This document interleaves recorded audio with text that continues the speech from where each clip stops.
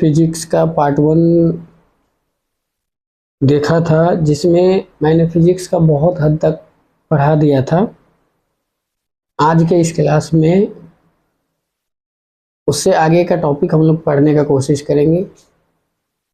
आप लोग बैठ के ध्यान से अच्छा से पढ़ा कीजिए, ताकि बोर्ड एग्ज़ाम में अच्छे रिजल्ट ला पाएँ। और इस चैनल का मेन मकसद ये बच्चे को हर एक टॉपिक को अच्छे से समझा देना, और यहाँ किसी भी तरह का कोई कॉस्ट नहीं लगता है। हाँ, एक चीज़ होती है कि कोई भी टीचर अगर आपके लिए एफर्ट कर रहा है, अगर कोशिशें कर रही है, तो उनको मोटिवेट होने के लिए उनको उस काम को करने के लिए कुछ चीज़ें की ज़रूरत होती है, जिसको लेके अगर आप लोगों को ये क्लास अच्छा लगता है या लगता है कि हाँ ये क्लास मेरे फ़ायदे की है, तो आप इस क्रमशील पथ के चैनल को सब्सक्राइब कर लें। और जो वीडियो देखने के बाद अगर आप लोग को मज़ा आता है, तो अपना रिएक्शन कमेंट बॉक्स में भी दे सकते हैं। इसके लिए कमेंट बॉक्स हमेशा खुला रहता है। और अंत में आप लोग वीडियो को क्या करें, लाइक भी कर दें।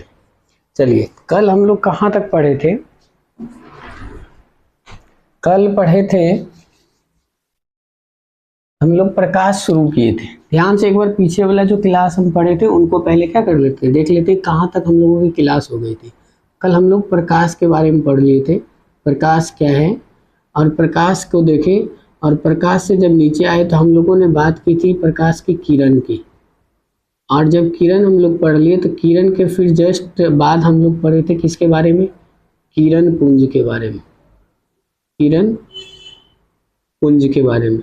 और किरण पुंज में देखे थे कि ये किरण पुंज कितने तरह की होती है, 3 तरह की होती है। एक था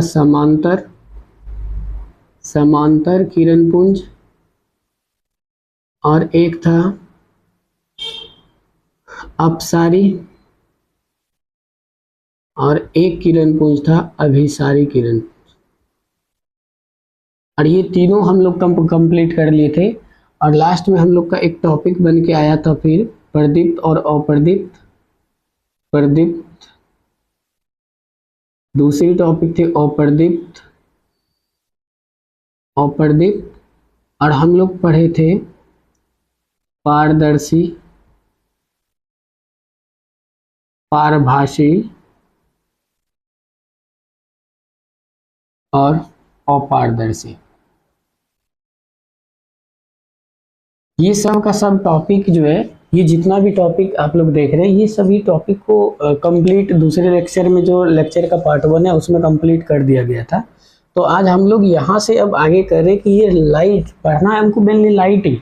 लेकिन अब इस लाइट में क्या पढ़ेंगे कि ये लाइट रिफ्लेक्ट कैसे करता है। हम लोग आज पढ़ेंगे प्रकाश के परावर्तन के बारे में। आज हम लोग का टॉपिक क्या बनेगा, आज हम लोग का टॉपिक बनेगा प्रकाश का परावर्तन। तो देखिए, फर्स्ट में हम लोग की टॉपिक क्या है, टॉपिक है प्रकाश का परावर्तन।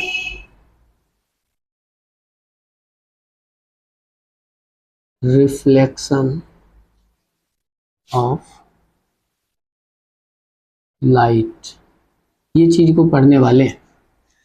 सबसे पहली चीज होती है कि लाइट का रिफ्लेक्शन क्या होता है। आखिर किसको बोलेंगे लाइट के रिफ्लेक्शन से, लाइट के रिफ्लेक्शन का मीनिंग क्या होता है। इनका मीनिंग होता है कि मान लीजिए ये कोई सरफेस है, ये कोई सरफेस है, और इस सरफेस पे किसी भी सोर्स से लाइट आ रही है। जब ये लाइट आती है, तो ये लाइट जैसे ही सतह से टकराती है, तो टकराने के बाद ये जितने एंगल से आ रही होती है उतनी ही एंगल से रिफ्लेक्ट कर जाती है। यानी कहने का इसका मतलब है कि किसी भी स्रोत से आने वाले प्रकाश की किरण जब किसी सतह पर पड़ती है, तो वो पड़ने के बाद वो अपने पथ से क्या हो जाती है, विचलित हो जाती है, यानी परावर्तित हो जाती है। और ये जो घटना है, परावर्तन की जो ये घटना है, इसी को बोलते हैं प्रकाश का परावर्तन। जैसे ये आई, ये लाइट आ रही थी और ये लाइट क्या हो गई, रिफ्लेक्ट कर गई। तो इसी घटना को हम लोग पूरा नाम ओवरऑल क्या देते हैं, प्रकाश का परावर्तन। यानी इसमें क्या होता है, किसी भी सोर्स से लाइट आ रही होती है, यानी किसी भी किसी भी स्रोत से जब प्रकाश की किरण आती है तो वो किसी भी सतह पे क्या करती है, स्ट्राइक करती है, यानी सतह से वो टकराती है। और जैसे ये टकराती है तो टकराने के बाद ये लाइट क्या करती है, वहां से वो विचलित हो जाती है, विचलित हो जाती है। यानी ये विचलन में क्या होगा, समझना, विचलन में क्या होगा, अगर मान लो ये सरफेस है, ये जितने एंगल बना के आ रहा होगा, जितना एंगल बना के ये इधर से आ रहा होगा, उतने ही एंगल बना के इधर से ये निकल जाएगा। ये जो पूरी घटना है, इसी घटना को हम लोग क्या बोलते हैं, प्रकाश का परावर्तन बोलते हैं। अब यहाँ से प्रकाश के परावर्तन में क्या होता है, कुछ 3-4 पॉइंट होती है। जैसे यहाँ पे समझे, इसी चीज को अगर हम देखें कि जो प्रकाश की परावर्तन होती है, जस्ट लाइक इमेज, मान लो ये सरफेस है ये, और यहाँ से ये किरण क्या कर रही है, आ रही है, और जैसे इस पे टकराई तो यहाँ से ये किरण फिर क्या कर गई, ऐसे रिफ्लेक्ट कर गई। तो यानी ये जो किरण, ये जो रे आ रही है, इस रे का नाम और इस रे का नाम, इसको बोला जाता है आपतित किरण, इसको इंग्लिश में बोलते हैं इंसिडेंट रे। और ये जो किरण इस सतह से टकरा के लौटी है, इस किरण को बोलते हैं परावर्तित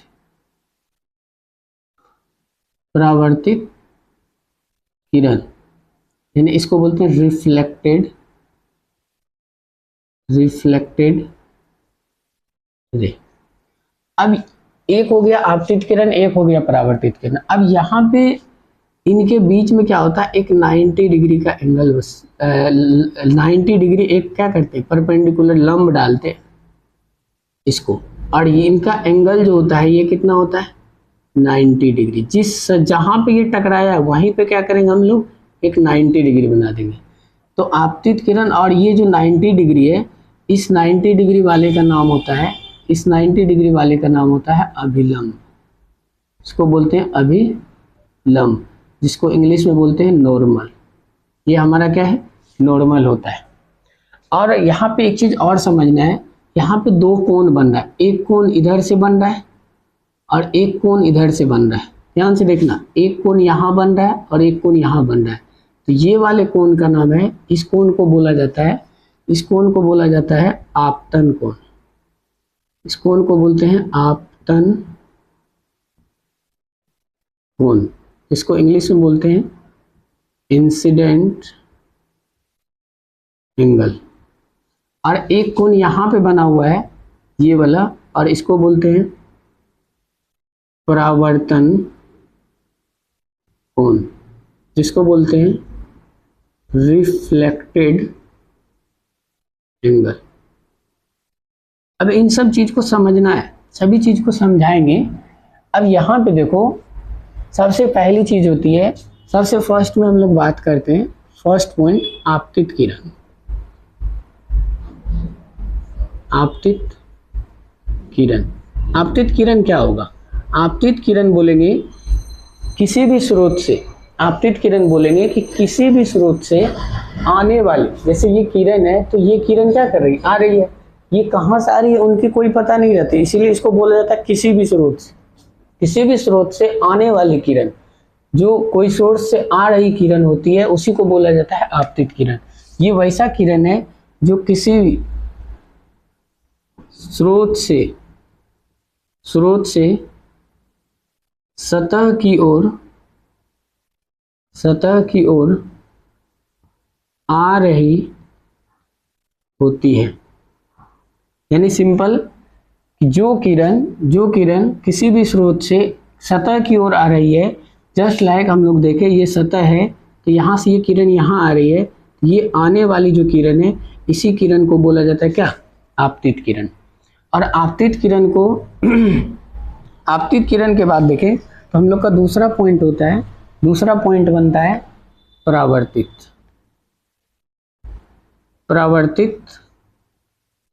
किरण।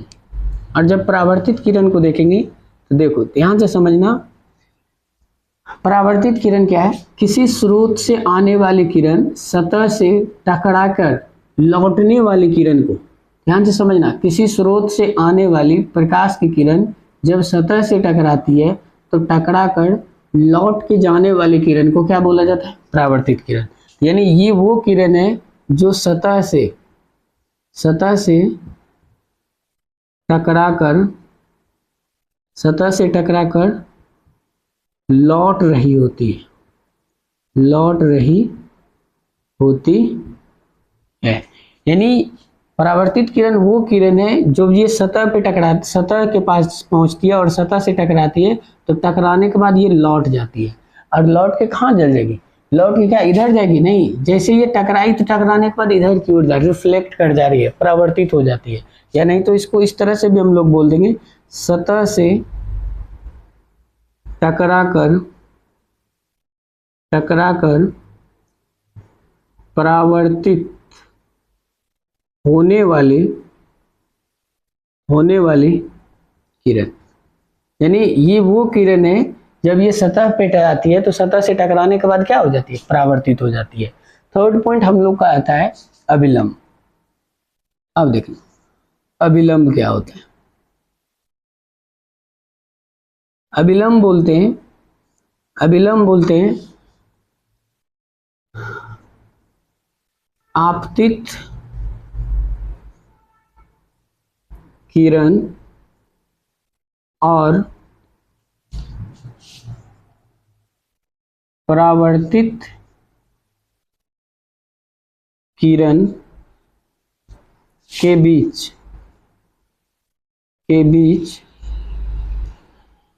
खींचा गया लंब। और ये आपतित किरण और परावर्तित किरण, ध्यान से देखो, ये आपतित किरण है, ये परावर्तित किरण है, और इसी किरण के बीच में एक लंब खींचा गया है। और लंब कहने का मतलब कितना? 90 डिग्री। 90 डिग्री का एक वहां पे रेखा खींची गई है, जिस रेखा को हम लोग क्या बोलते हैं? उसी रेखा को हम लोग बोलते हैं क्या? इसी रेखा को हम लोग बोलते हैं अभिलंब। इस रेखा को क्या बोला जाता है? अभिलंब।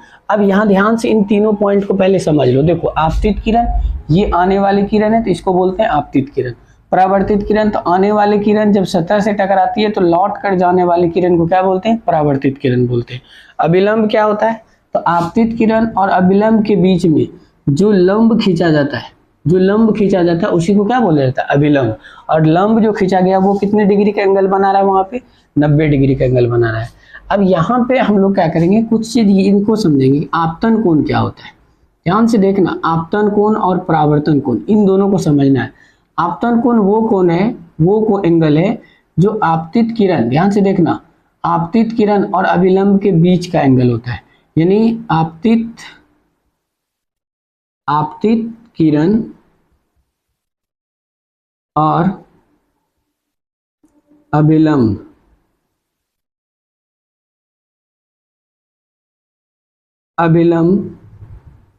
के बीच का कोण, यानी आपतित किरण और ये अभिलंब, और इनके बीच में जो कोण बना है उसी कोण को बोला जाता है आपतन कोण। और हम आपतन कोण को रिप्रेजेंट करते हैं एंगल आई से। आपतन कोण को रिप्रेजेंट किया जाता है किससे? इसको रिप्रेजेंट किया जाता है एंगल आई से, और इसको रिप्रेजेंट किया जाता है एंगल आर से। आई फॉर क्या? Incidence, R for reflection. तो यहाँ पे फिर इनको जब देखेंगे तो इनका क्या होगा? ये क्या होगा? ये हो जाएगा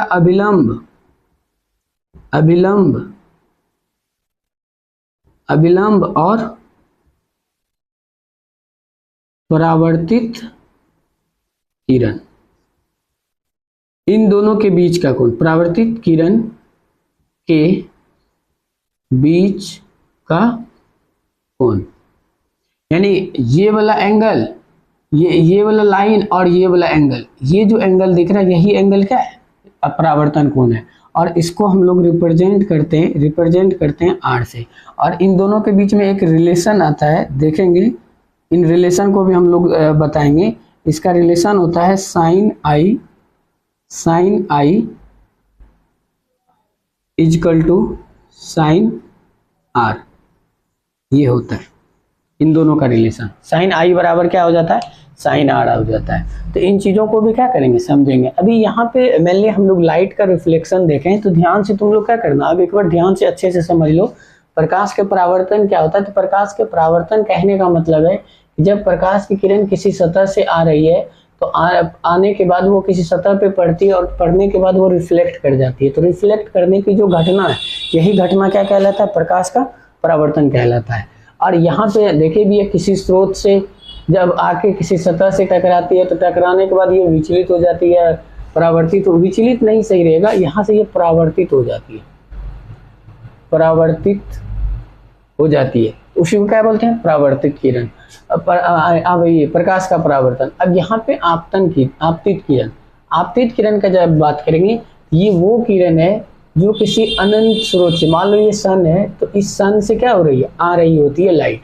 जब ये अनंत से कोई लाइट आ रही होती है तो उसी को बोलते हैं क्या, आपतित किरण। और परावर्तित किरण जब ये सतह से टकराती है तो टकरा कर क्या करती है, लौट रही होती है, तो लौटने वाली किरण को क्या बोलते हैं, परावर्तित किरण। अभिलंब क्या होता है, तो आपतित किरण और परावर्तित किरण के बीच में जो लंब खींचा जाता है और उसी लंब को हम लोग क्या बोलते हैं, अभिलंब। अब यहाँ पे देखना ये क्या करता है, एक चीज, इनकी दो नियम है और ये एग्जाम में बहुत ही पूछा जाता है, इन चीज को अच्छे से समझ लेना। अब इनका नियम क्या है, इनका नियम क्या है, इनको समझना पहले। देखो इनका नियम है कि आपतन कोण, प्रकाश के परावर्तन का नियम, क्वेश्चन ऐसे पूछेगा, प्रकाश के परावर्तन का कितना नियम है। लो ये तेरा हो गया क्वेश्चन, इस क्वेश्चन का आंसर करना है। तो प्रकाश से के परावर्तन का जो नियम है, यहाँ पे हम लोग जान लें, प्रकाश के परावर्तन का दो नियम होता है। दो नियम कौन कौन होता है, इनको समझना।